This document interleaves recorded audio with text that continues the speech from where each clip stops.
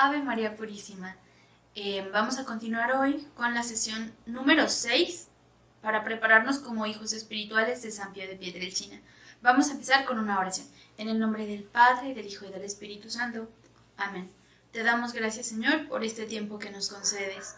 Lo ponemos en tu corazón, que sea para tu gloria y para la salvación de las almas. Y te suplicamos que nos concedas también la gracia de ser hijos espirituales de San Pío de Pietrelcina, saber seguir su ejemplo y llegar un día a contemplarte en el cielo junto a él. Dios te salve María, llena eres de gracia, el Señor es contigo. Bendita eres entre todas las mujeres y bendito es el fruto de tu vientre Jesús. Santa María, Madre de Dios, ruega Señora por nosotros los pecadores, ahora y en la hora de nuestra muerte. Amén. Inmaculado Corazón de María, sé la salvación de la niña. En el nombre del Padre, del Hijo y del Espíritu Santo. Amén. Bueno, hoy vamos a continuar con el tema de la gravedad del pecado. La vez pasada habíamos hablado de la importancia y la relación que tenía el Padre Pío pues con los pecados, ¿no? Hemos ido caminando desde el confesionario, de cómo es la muestra de misericordia a través de San Pío de Pietrelcina en el confesionario, por qué a San Pío de Pietrelcina le dolían tanto los pecados de la humanidad, qué hacía él para reparar el corazón de Jesús, y por qué es tan grave pecar, ¿no? Hoy vamos a estudiar un poquito más la diferencia entre un pecado venial y un pecado mortal, qué pasa cuando pecamos, cómo funcionan los pecados, qué tipo de pecados existen. Vamos a ahondar un poquito más en esos temas. Entonces, bien, vamos a comenzar como siempre con una cita bíblica. La cita bíblica es Romanos 6, 15 a 23. Entonces, ¿qué? ¿Nos entregamos al pecado porque no estamos bajo la ley, sino bajo la gracia? De ninguna manera. Sabido es que si se ofrecen a alguien como esclavos, si se someten a él, se convierten en sus esclavos, esclavos del pecado, que los llevará a la muerte, o esclavos de la obediencia de Dios, que los conducirá a la salvación. Pero gracias a Dios, ustedes que eran antes esclavos del pecado, han obedecido de corazón la doctrina que les ha sido transmitida, y liberados del pecado, se han puesto al servicio de la salvación. Les estoy hablando al modo humano, consciente de su dificultad para comprender. Lo mismo, pues, que antes se entregaron como esclavos a la impureza y a la maldad, hasta llegar a la perversión, ahora así, entréguense como esclavos al servicio de la salvación en busca de la plena consagración a Dios. En otro tiempo estaban al servicio del pecado, y no se consideraban obligados a buscar la salvación. De lo que ahora se avergüenzan, ¿qué frutos cosecharon? Porque el resultado de todo ello fue la muerte. Ahora, en cambio, liberados del pecado y convertidos en siervos de Dios, tienen como fruto la plena consagración a Él y como resultado final la vida eterna. En efecto, el pago del pecado es la muerte, mientras que Dios nos ofrece como don la vida eterna por medio de Cristo Jesús, nuestro Señor. Palabra de Dios, te alabamos, Señor. Entonces, bien, hablábamos la clase pasada que el pecado es el enemigo número 1, ¿no? ¿Por qué? Porque los tres enemigos del alma, el demonio, el mundo y la carne, se orientan a que nosotros finalmente pequemos. Entonces, realmente nosotros lo que queremos evitar a toda costa en nuestra vida es pecar, ¿no? Para no ofender a Dios, para darle gloria y para nosotros también ser más perfectos en la virtud, ¿no? Que en eso consiste nuestra felicidad. Bien, un pecado siempre supone tres cosas muy importantes. Una materia prohibida, o sea, que lo que estemos haciendo sea malo. Advertencia por parte del entendimiento, que nosotros sepamos que está mal. Y tercero, consentimiento o aceptación por parte de la voluntad, que además de que yo sepa que eso está mal, quiera hacerlo. Por ejemplo, un niño chiquito. La materia es mala. Está mal prender fuego con un encendedor para un niño pequeño porque se puede quemar, ¿no? Él no lo sabe. Entonces ahí no hay pecado, porque el pequeñito no sabía que estaba mal. En cuanto su mamá le dice, no lo toques porque te vas a quemar, eso está mal, no juegues con eso, el pequeñito ya va a obrar mal si lo hace de todos modos. Ujú. ¿Por qué? Porque es algo que no debe hacer, sabe que no tiene que hacerlo y aún así quiere hacerlo. ¿De acuerdo?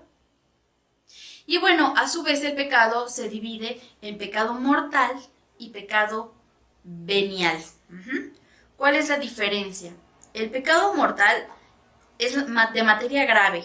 O sea, que de verdad es muy grave lo que estamos diciendo. No es lo mismo robar un chicle que robar un banco. Ajá. Estamos robando igual. Pero es mucho más grave robar un banco que robar un chicle. Ajá. La materia es grave. Y la advertencia y el consentimiento son plenos. Yo sé perfectamente que está muy, muy mal robar un banco, que no debo hacerlo. Y yo plenamente quiero robar un banco y hago todos los planes necesarios para robar mi banco. Uh-huh. Ahí hay un pecado mortal. ¿Cuándo es un pecado venial? El pecado venial es en materia leve, ¿no? Robo mi chicle. No es algo tan grave, ¿de acuerdo? Y o también puede ser en el pecado venial que la advertencia o el conocimiento son imperfectos. Por ejemplo, mentir está mal. Yo sé que está mal mentir, pero estoy platicando con alguien, etcétera, etcétera, y ¡pum! Se me sale decir algo que no es totalmente verdadero. Se me salió chispas y luego, ya que lo vi y lo pensé, dije, ¡ay! No debió haber mentido. Ahí hay un pecado venial, porque el consentimiento es imperfecto. No quería decir una mentira y la dije, ¿no? O cuando no hay pleno conocimiento de que está mal. No estoy seguro de si está mal o no, está medio ambigua la cosa y pues lo hago, pero medio, ¿no? Es pecado venial, ¿de acuerdo? Y bueno, dentro de cada una de estas dos categorías, tanto en el pecado mortal como en el pecado venial, pues hay grados, ¿no? Hay muchísimos pecados mortales. Cantidad de personas en este mundo viven constantemente en pecado mortal. ¿Pero qué significa pecar mortalmente? Significa decir, no me importa nada, no me importa que esté mal, yo de todos modos lo quiero hacer, soy yo. No me importa que Jesús haya muerto en la cruz por mis pecados, no me importa. Lo vuelvo a matar en mi corazón porque muere la gracia en mi alma cuando cometo un pecado mortal. Entonces, no me importa tu cruz, no me importa tu muerte, no me importa que yo me vaya al infierno, no me importa nada. De todos modos lo voy a hacer. Y eso es gravísimo, ¿no? Entonces, bien, y pasa mucho porque nos absorbe muchas veces el mundo, ¿no? Y pecamos mortalmente o vivimos en estado de pecado mortal, digamos, es un pecado mortal mantenido, porque también es consentido y digámoslo así, aplaudido, bueno, sí, aplaudido por el mundo, ¿no? Vida de placeres, búsqueda de bienes materiales, sin importar cuál sea el costo, ¿no? Aquí entra la ley de Maquiavelo, ¿no? No importa tanto si obro bien o mal, siempre y cuando consiga mi objetivo, ¿no? Ese principio de Nicolás Maquiavelo, que es tan grave, etcétera, etcétera, ¿no? Muchas veces pasa que en nuestra infancia recibimos una educación cristiana, pero después se nos va olvidando, se nos va enfriando el corazón, pecamos mortalmente, no lo confesamos, que también ahí está la gravedad, que no nos arrepentimos de ese pecado, decimos, bueno, pues no pasa nada, ¿no? Y vamos pecando cada vez más o nos mantenemos en ese pecado y lo vamos cometiendo cada vez con más intensidad, porque el pecado es así, es como una bola de nieve. Uno empieza con algo chiquito y luego le cuesta menos trabajo pecar con más gravedad después. Y va creciendo y la conciencia se va como adormilando y deja de percibir la gravedad del pecado que está cometiendo. Ya se le hace normal pecar así. Pensemos en una persona, por ejemplo, que peca de gula. Empezó comiéndose un dulce cuando no tenía hambre, porque sabe bien y bueno, era un día de fiesta y dijo, ahí todavía no es pecado, ¿no? Pero ahí va una imperfección. Luego empieza a comer cada vez más, empieza a comer dulces todos los días. Y luego empieza a comer 2 dulces cada día. Y se le va haciendo normal, ¿no? luego empieza a comer McDonald's 2 veces por semana. Y luego dice, bueno, pero hoy también ya no tiene tiempo. Y continúa, y continúa, y continúa. Hasta que vive inmerso en la gula y come todo el tiempo y come todo lo que no debería comer, ¿no? Sin ninguna restricción a sí mismo, ¿no? Una falta a la templanza. Pasa con la ropa, uno empieza poniéndose en un día de verano porque hace mucho calor, algo un poquito más descubierto. Y luego eso se normaliza. Hasta que, y lo vemos ahora con las modas, ¿no? Que uno ve por la calle personas semidesnudas y uno dice, bueno, pero ¿en qué cabeza cabe, no? Y es porque se ha ido adormeciendo la conciencia, ¿no? Que se va perdiendo esa claridad en la gravedad de las cosas que uno está haciendo, ¿no? Y las consecuencias que eso puede tener. Entonces, bueno, espiritualmente, ¿qué pasa con las personas que están en pecado mortal? Ya lo he dicho, están muertos en la vida de la gracia. La vida de la gracia es maravillosa. Cuando uno está en gracia, se activa algo que se llama organismo sobrenatural. Cuando está la gracia en la esencia de mi alma, en mi corazón, cuando estoy en estado de gracia, cuando ya me confesé y estoy, por ejemplo, recién comulgué, ¿no? ¿Qué pasa? Se activa la gracia y por lo tanto todo mi organismo sobrenatural. Entonces yo, ipso facto, tengo en mi alma las 3 virtudes teologales que solo puede tener una persona que está en gracia. Fe, esperanza y caridad teologal. Pum, tengo esas 3 virtudes teologales. Número 2. Tengo las virtudes infusas. ¿Qué quiere decir? Que las virtudes normales que de por sí ya tengo y que me ha costado mucho trabajo cultivar, por ejemplo, levantarme temprano. Me ha costado mucho trabajo. Bien, con las virtudes infusas viene el Espíritu Santo y me ayuda, me hace más fácil la práctica de las virtudes, ¿no? Y una nota importante de las virtudes infusas es que llevan las virtudes a grado heroico. Eso es lo que pasa con los santos, que el Espíritu Santo eleva sus virtudes a grado heroico y por eso hacen cosas que uno jamás podría imaginarse que hacen, ¿no? Y eso puede ser también con nosotros si Dios así lo quiere y si nosotros somos dóciles a la gracia, ¿no? Entonces, bien, virtudes teologales, virtudes infusas, que son todas las virtudes morales, pero elevadas por el Espíritu Santo. Tenemos los dones del Espíritu Santo. Podemos tener también los frutos del Espíritu Santo, y podemos vivir con más facilidad las bienaventuranzas evangélicas. Tenemos mayor inclinación a practicar el bien y la virtud. Cuando estamos en pecado, se nos hace muy difícil hacer cosas buenas, se nos hace muy difícil practicar virtudes. Cuando estamos en gracia, es más fácil, Dios nos ayuda. Tenemos mayor comunicación con el Espíritu Santo, o sea, tenemos más mociones del Espíritu Santo y más discernimiento para juzgar en nuestra vida y tomar buenas decisiones. Cuando estamos en pecado se nos nubla la mente y estamos como embotados y no sabemos qué hacer y nos vemos con más conflictos con nuestra carne, ¿no? Con nuestros placeres y nuestras malas inclinaciones. Pero ¿qué es lo más importante que pasa cuando estamos en gracia? Que la Santísima Trinidad habita en nuestra alma. El Padre, el Hijo y el Espíritu Santo están en mi corazón y dentro de mi corazón se conocen y se aman. Tienen su vida íntima la Santísima Trinidad dentro de mi alma y me hacen partícipe de ella. Y hay una comunicación y una relación muy importante, muy especial. Dios está verdaderamente habitando en mi alma cuando yo estoy en gracia.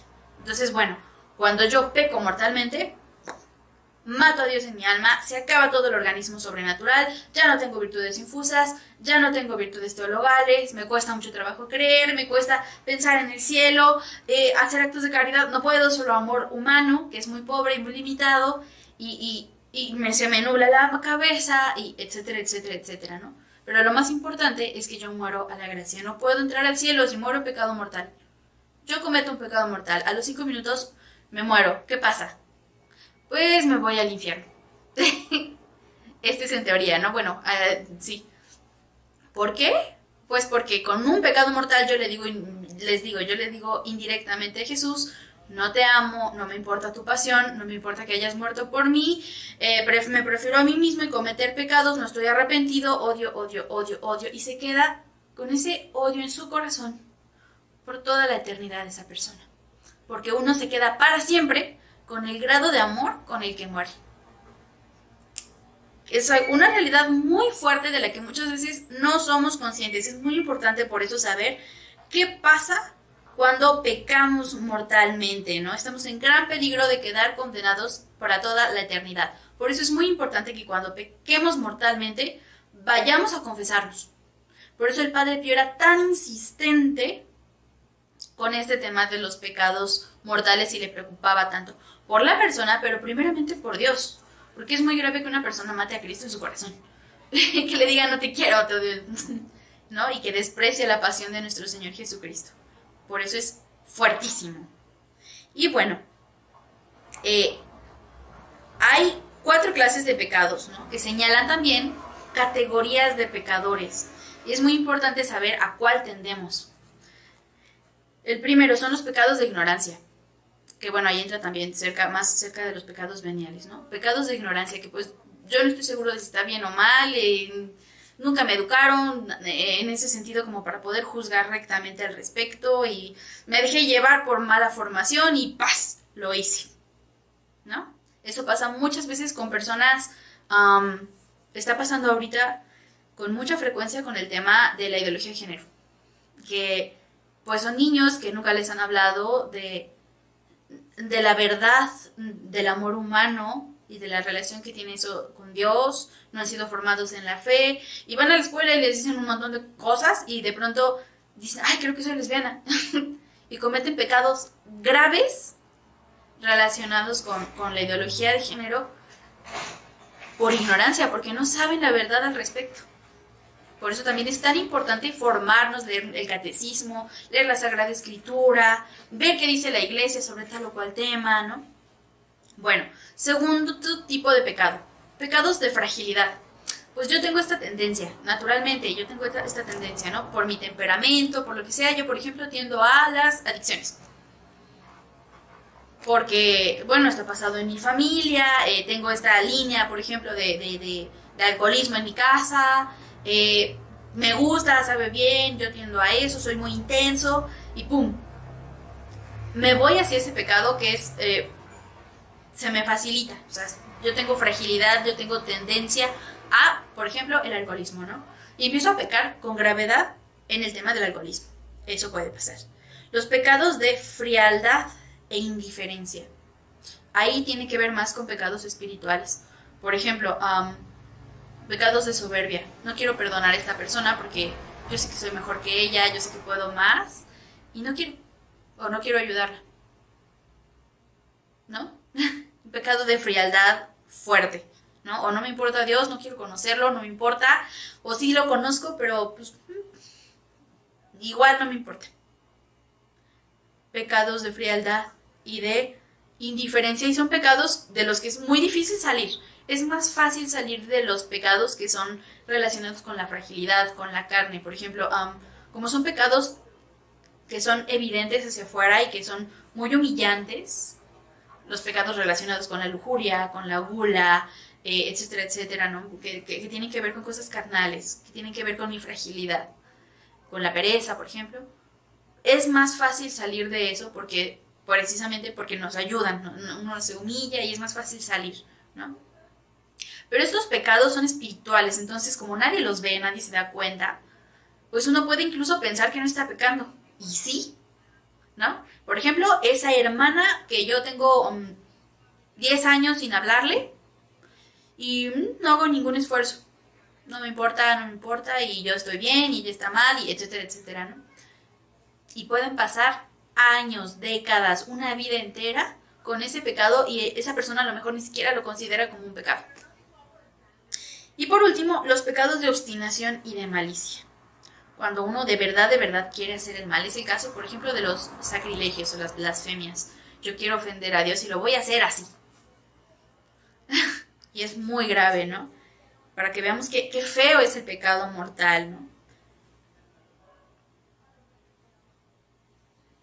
Bueno, ¿qué pasa? Otra cosa importante que pasa cuando pecamos mortalmente es que los méritos que hemos adquirido durante nuestra vida se pierden. ¿Qué son los méritos? Cuando nosotros estamos en gracia, las cosas buenas que hacemos, ayudarle a nuestra mamá a algo, ser amable con un compañero de trabajo, lo que sea, eso suma para nuestra gloria, para nuestra felicidad en el cielo. Podríamos decirlo así, son puntos para el cielo. Como los niños chiquitos, ¿no? Que las mamás le dicen, bueno, tiene tu cama y te doy un punto para conseguir un dulce, por ejemplo, ¿no? Bien, así son como puntos para el cielo los méritos. Son cosas buenas que se van acumulando y que van a redundar después en nuestra felicidad futura en el cielo. Entonces, bueno, digamos que nosotros llevábamos, por darles un ejemplo tonto, 80 puntos para el cielo. Peco mortalmente, ¿qué pasa? ¡Pup! Quedo en cero en automático, porque he muerto en la vida de la gracia. Ya no hay nada. ¿Y si eso se puede recuperar? Sí, si yo me confieso, estoy verdaderamente arrepentido y hago un acto de amor a Dios muy intenso, ¡pum! Eso puede no solo volver, sino elevarse todavía más. ¿Qué otra cosa pasa que es muy grave en el pecado mortal? Se queda como una mancha en nuestra alma, que la deja tenebrosa, la deja fea. Hay una novela muy interesante de Oscar Wilde que expresa esto de un modo maravilloso y es El retrato de Dorian Gray. Y es la historia de un muchacho muy guapo que, bueno, era bueno, pero por las malas influencias cae en el pecado de soberbia y es muy vanidoso y alguien pinta un retrato sobre él y él se admira de sí mismo y dice, bueno, y hace un pacto con el demonio y todo lo que haga el mal y su vejez, todo lo feo que haya en él, va a quedar plasmado en el cuadro, pero no en él, ¿no? Y bueno, a lo largo de la historia este personaje va pecando y su retrato va mostrando cómo está su alma, toda engusanada, toda podrida, fea, olorosa, huele, o sea, putrefacta, ¿no? Llena de sangre, horrible. Y así pasa con nuestra alma, se va haciendo fea y terriblemente desgraciada con el pecado. Santa Catalina de Siena, por ejemplo, cuando había una persona en pecado mortal, olía la putrefacción de esa alma, ¿no? Y a veces no soportaba, le daban náuseas, ¿no? Cuando Dios permite que haya una percepción sensible de eso, ¿no? Y bueno, queda tenebrosa y horrible en nuestra alma y después cuesta más trabajo limpiarla. Nos convertimos en automático en esclavos de Satanás, porque si no eres de Dios, eres del demonio. Aquí no hay medias tintas, no puede uno quedarse en el limbo. O eres de Dios o no. O estás en gracia o no. O vas al cielo o no vas al cielo. ¿No? Eso es muy importante tenerlo en cuenta. Si yo no soy de Dios, soy del demonio. Me convierto en esclavo de Satanás. Aumento mis malas inclinaciones, tengo más remordimientos de conciencia, me siento culpable, me deprimo con más facilidad, etc. O sea, es toda una cadena de cosas que pasan cuando uno es esclavo de Satanás, es miserable. Y bueno, queda un reato de pena eterna, ¿no? El pecado mortal podríamos decir que es el infierno en potencia. Ahora, ¿qué pasa con el pecado venial? Es una desviación. Si yo voy pum, pum, pum, pum, pum, con mi camino hacia el cielo, le hago pum, hay como una piedra y me desvío y tengo que dar una vuelta más larga. Algo así pasa con el pecado venial. Yo sigo amando a Dios, sigo teniendo claro mi fin último, pero, uy, mi alma se enferma. No se muere mi alma, como en el pecado mortal, pero sí se enferma. Y además, uy, sube más también la tendencia, las malas inclinaciones, ¿no? Malos ejemplos, faltas de silencio, negligencias, escándalos, verdades que tiene que decir y que no dije. Y cada vez se me va haciendo más difícil la virtud. No se ha muerto mi alma, pero todo me cuesta más trabajo, ¿no? Y hay posibilidad de que yo peque después mortalmente, porque se va abriendo como una senda hacia el pecado mortal. Por eso los grandes maestros espirituales recomiendan que en la confesión digamos también nuestros pecados veniales, incluso nuestras imperfecciones. Y a decirle al sacerdote, mire, esto no es pecado, pero yo quiero confesar esta imperfección y bueno, así la persona recibe un buen consejo del sacerdote para trabajar la virtud, pero también tiene una fuerza espiritual un poquito más grande para después en algún momento no caer en un pecado, de verdad. Por esas imperfecciones, que es imperfección, luego sube a pecado venial y luego sube a pecado mortal, ¿no? Es como un trampolín para el pecado mortal. Es más fácil seguir los malos ejemplos que los buenos ejemplos cuando uno está en pecado venial. Y esto lo dice mi superior, ¿no? El padre Carlos, que uno no está matando en la cruz, no está crucificando a Cristo con el pecado venial, pero sí le está escupiendo o le está dando una cachetada. Es algo así. No matamos a Cristo en nuestra alma, pero sí lo herimos, lo lastimamos. Y a mí me ayuda mucho cuando estoy a punto de cometer un pecado mortal pensarme como dentro de la escena de la pasión, escupiéndolo o golpeándolo, y eso te ayuda a no pecar, ¿no? Y sí es fuerte el pecado venial porque estás lastimando a Cristo, estás haciendo algo que le duele a Él y que te hace daño a ti, ¿no? Y aunque no se muere el alma, pues tiene esa gravedad. ¿Cuál es la malicia del pecado venial? Que es una verdadera ofensa contra Dios. Sí lo ofendemos, aunque sean cosas chiquitas. Hay una desobediencia voluntaria a sus leyes. Sí.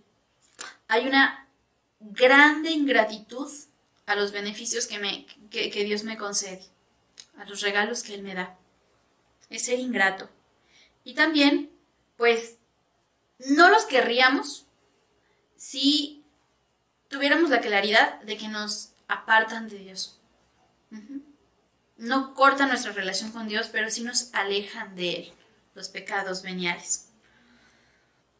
¿Cuál es el gran peligro de los pecados veniales? Es muy fácil pecar venialmente porque no compromete nuestra salvación. Como no es algo gravísimo, uno dice, bueno, ¿qué tiene? ¿Qué tanto es tantito? Bueno, nada más esta vez, ¿no? Y nos va alejando de Dios y va enfriando nuestra alma en el amor. Y es fácil pecar porque como dice uno, pues no estoy matando a Dios, pues no estoy muriendo a la gracia, no me voy a ir al infierno por esto. Pues uno peca y peca y peca y peca, ¿no? Ese es como la gran, ¿cómo decirlo? Como el engaño del pecado venial. Que uno no siente que está haciendo algo grave y está haciéndose vicios, está entrando a una vida viciosa, a una vida fría, se está enfriando el amor en su corazón. ¿Cuáles son los tipos de pecado venial?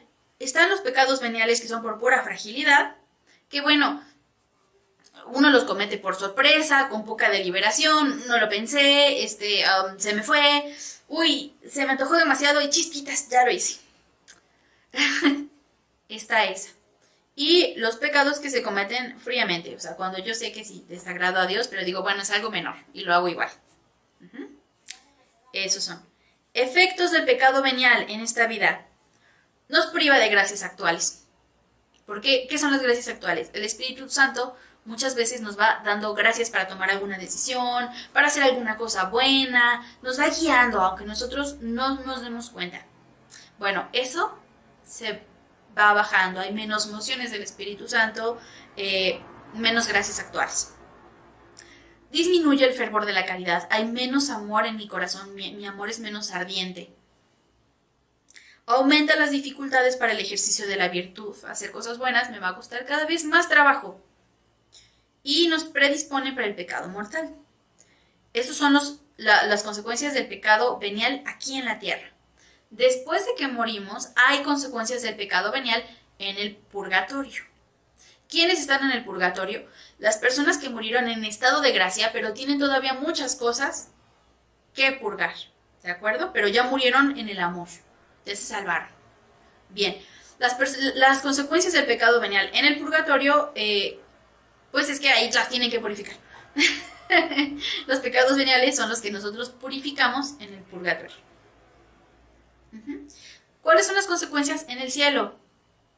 O sea, ya purgué mis pecados veniales, pero como tuve muchos pecados veniales en mi vida y mi amor no fue tan intenso como Dios hubiera querido que fuera mi amor, o el grado de amor al que yo estaba llamado, mi gloria en el cielo también baja. No tengo el mismo grado de gloria que si no hubiera cometido tantos pecados veniales. Claro, porque mi amor no creció.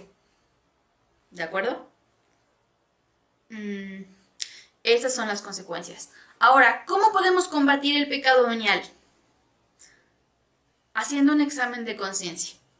General, nosotros estamos acostumbrados a hacer exámenes de conciencia nada más cuando nos vamos a confesar, ¿no? Y todavía hay veces que nos confesamos cada mes o cada 2 meses o cada cada año. Y hay personas que se confiesan o que no se confiesan en años, ¿no? Pero bueno, ¿cada cuánto conviene confesarnos? Los maestros de espiritualidad dicen, uy, si uno se puede confesar cada semana, mejor. ¿Por qué? Porque todos los días pecamos venialmente casi, o la mayor parte de las personas pecamos todos los días venialmente. Entonces, todos los días hay algo por qué pedirle perdón a Dios. Hay personas que se confiesan cada 2 semanas o cada mes, pero si tenemos un pecado mortal, corramos a confesarnos inmediatamente. Entonces, bien, pero ¿cuál es aquí el consejo que puede haber? Que se haga también un mini examen de conciencia todos los días, en la noche. Señor, ¿en qué te ofendí hoy? Ayúdame, dame luz para ser consciente de las ofensas que he cometido hoy. Y uno las va anotando y así va preparando con tiempo su examen de conciencia para que cuando se confiese pueda decirle al sacerdote y pueda pedirle perdón a Dios con mucha más claridad todos los pecados que ha cometido, ¿no? Y va a estar en mayor paz su corazón, y como además todos los días está observando en qué falla, se va a dar cuenta con más facilidad de cuál es su pata de palo y va a poder corregirse con más facilidad.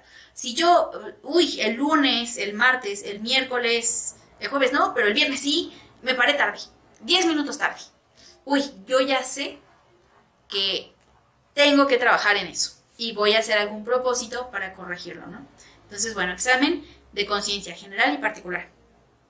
Segundo, vivir en un espíritu de oración y de sacrificio, tratando de hacer cosas que nos cuesta trabajo hacer por amor a Dios. ¿Por qué? Porque eso fortalece nuestra alma, así como a veces vamos al gimnasio para fortalecer nuestros músculos o leemos para fortalecer nuestra mente. Así también es importante ejercitar nuestra alma con la oración y el ejercicio, en la práctica de la virtud. Y así nos va a costar menos trabajo ser virtuosos, porque no estamos acostumbrados a darnos gusto a nosotros mismos todo el tiempo. Recogimiento exterior e interior. En el estado de vida que yo tenga, no sé, soy mamá, tengo 5 hijos y todo el tiempo estoy escuchando gritos, tengo que hacer la comida, tengo que trabajar, etcétera, ¿no? Bueno, ¿cómo vivo entonces ese recogimiento? Pues dentro de mi alma, teniendo presente a Dios en mi corazón. Y no tener ruido en cuanto a pensamientos todo el tiempo de cosas que tengo que hacer, sino llevar como una vida, internamente hablando, ordenada. Ese es el recogimiento interior. Y el exterior es buscar el silencio, buscar tiempos de oración, llevar una vida con horarios ordenada para que no sea todo un caos lleno de ruido, ¿no? Ruido espiritual me refiero. Y también recordar el ejemplo de los santos, que hay santos que se hubieran dejado matar antes de cometer un pecado. Es el caso, por ejemplo, de Santo Domingo Sabio, que su gran frase era, antes morir que pecar, ¿no? ¿Cómo vivía San Pío esta gravedad del pecado, ¿no? Y cómo ayudaba a sus hijos espirituales con los pecados mortales y los pecados veniales, y cómo lloraba de esos pecados veniales. Él enseñaba con mucha austeridad a sus hijos cómo funcionaba todo este movimiento espiritual entre el pecado y la vida de gracia. Y les dictaba a sus hijos espirituales, por eso también, una línea de oración muy concreta, que eran cosas muy sencillas, pero bueno, por eso él formó también los cenáculos de oración, para que llevaran disciplinadamente una vida ordenada, una vida de recogimiento, una vida de oración. Y algo muy importante que a veces a nosotros se nos va, enfocar nuestra vida de gracia a Dios, no solo a nosotros mismos. Muchas veces no pecamos porque yo no me quiero ir al infierno, o porque a mí me da miedo hacer algo, o porque y yo, ¿no? San Pío de Pietrelcina nos recuerda, nos trae de nuevo esta gran realidad de que el primero que ofende a uno es a Dios.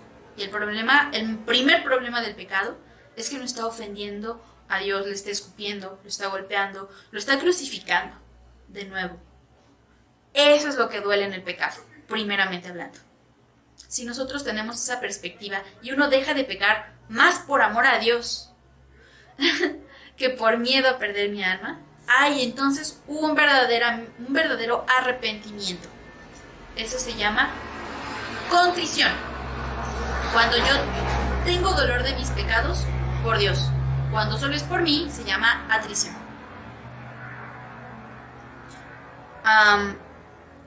Pío XII, que es un papa que vivió en el tiempo de San Pío de Pietrelcina, reinó en el tiempo de San Pío de Pietrelcina, había advertido: quizá el pecado más grande del mundo de hoy sea el hecho de que los hombres han empezado a perder el sentido de lo que es el pecado.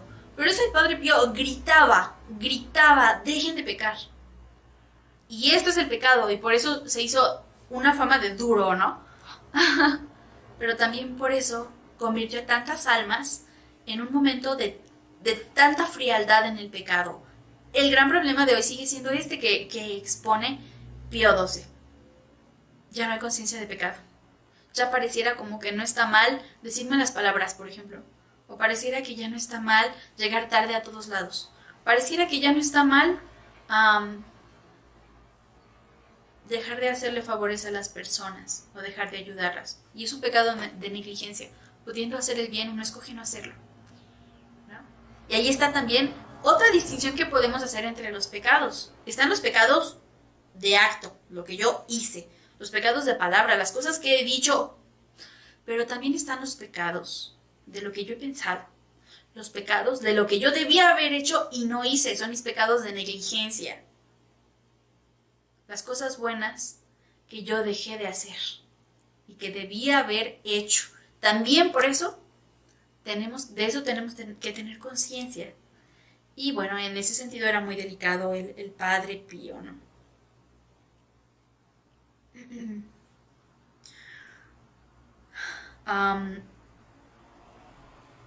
Y bueno, vamos a terminar hoy con esto y con una frase de San Francisco de Sales muy hermosa que dice así: cuando cayere pues tu corazón, levántale suavemente, humillándote mucho en la presencia de Dios, con el conocimiento de tu miseria, sin admirarte de tu caída, pues qué extraño es que la enfermedad sea enferma y la flaqueza flaca y la miseria miserable. Pero sin embargo, detesta de todo corazón la ofensa que has hecho a Dios, y llena de ánimo y de confianza en su misericordia, vuelve a emprender el ejercicio de aquella virtud que has abandonado. Una gran enseñanza. El pecado, aquí en la tierra, tiene solución: la confesión y la vuelta a la virtud. Con la confianza de que Jesús siempre me va a perdonar porque me ama. Bueno, vamos a terminar entonces con un propósito y finalmente la oración. ¿Qué vamos a hacer hoy? Vamos a, en un momento de oración, buscar un momento especial y clamar al Espíritu Santo para que nos asista. Nos permite identificar la gravedad de nuestros pecados y observar qué es lo que yo no he querido cambiar, lo que yo no he querido enmendar en mi vida. Lo vamos a ofrecer a Dios en este momento de oración y vamos a pedir la gracia de dejar de ofenderle. Y bueno, terminamos con una oración en el nombre del Padre, y del Hijo y del Espíritu Santo. Amén. Te damos gracias, Señor, por este tiempo que nos concedes. Te suplicamos que nos concedas hoy la gracia de ver con claridad en que te hemos ofendido y que tengamos un sincero dolor por nuestros pecados, por haberte ofendido. Por intercesión del Inmaculado Corazón de María. San Pío de Pietrelcina, ruega por nosotros. En el nombre del Padre, y del Hijo y del Espíritu Santo.